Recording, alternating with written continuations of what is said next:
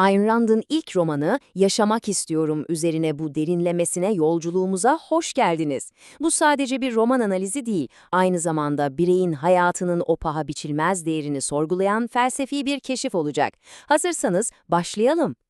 Ama bu derin sulara dalmadan önce, edebiyat ve felsefenin kesişim noktasındaki bu tür analizlerimize devam edebilmemiz için Kitap Felsefe kanalına abone olursanız bize harika bir destek vermiş olursunuz.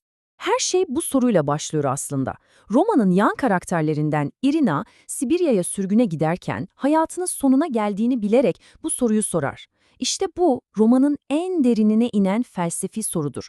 Her şeyi yutan bir devletin karşısında tek bir bireyin hayatının anlamı nedir? O hazine neydi? Peki, bu kadar güçlü bir hikayenin ardındaki asıl itici güç ne? Gelin, yazarın kendi niyetine bakalım. Çünkü bu roman aslında kişisel bir manifestodan farksız.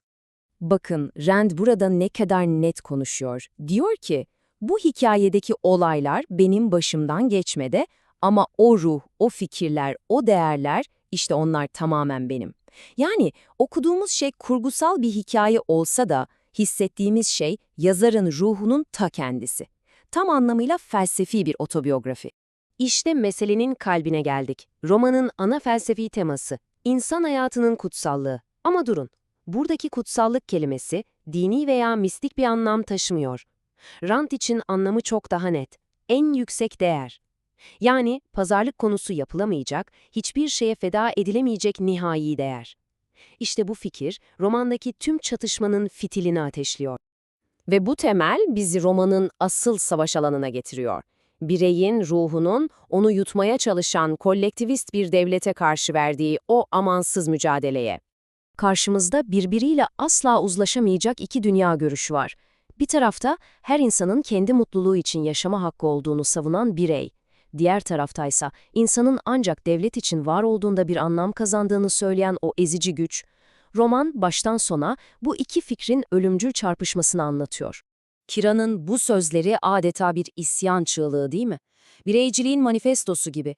Hiçbir otoritenin, hiçbir devletin dokunamayacağı, sadece size ait olduğu için değerli olan o içsel krallıktan bahsediyor. O, bu benim diyebilmenin muazzam gücünden. Ve işte madalyonun diğer yüzü. Andrei. O da kendi ideallerine yürekten inanıyor. Onun için büyük bütünün iyiliği her şeyden önce gelir. Milyonları refahı için birkaç bireyin feda edilmesi ona göre ahlaki bir zorunluluktur. Peki bu iki devasa fikir çarpıştığında arada kalan insanlara ne olur? Gelin şimdi bu ideolojik savaşın üç ana karakterin kaderini nasıl çizdiğine, onları nasıl birer kurbana dönüştürdüğüne bakalım. Burada tiranlık altında insan ruhunun gidebileceği üç farklı trajik yolu görüyoruz. Bedenen ezilse de ruhu asla teslim olmayan Kira, potansiyeli varken baskı altında çürüyen, ruhen intihar eden Leo ve en trajiği belki de Andrei.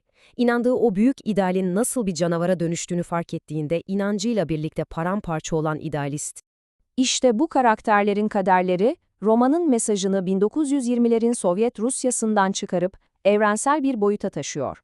Bu sadece geçmişe ait bir hikaye değil. Her dönem için geçerli, sarsıcı bir uyarı. Şu anekdot inanılmaz değil mi? Düşünün, faşist bir hükümet filmi komünizm karşıtı propaganda diye onaylıyor. Ama İtalyan halkı sinemaya gittiğinde perdede kendi rejimlerini, kendi baskılarını görüyorlar. Bu, romanın uyarısının belirli bir ideolojiye değil, bireyi ezen her türlü totaliter zihniyete karşı olduğunun en canlı kanıtı. Zaten Rand de bunu açıkça söylüyor. Mesele Sovyet Rusya değil diyor.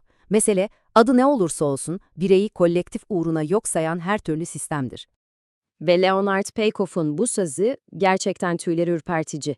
Bu romanın bir tarih kitabı olmadığını, aksine her an kapımızı çalabilecek bir geleceğin uyarısı olduğunu söylüyor. Bu hikaye sizinle ilgili olabilir diyor adeta.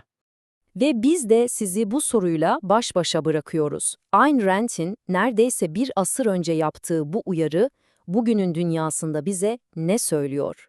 Ufukta beliren şey, o uyarının uzak bir gölgesi mi, yoksa yeni bir şafağın ürkütücü ışıkları mı? Sanırım bu sorunun cevabı hepimizin içinde gizli.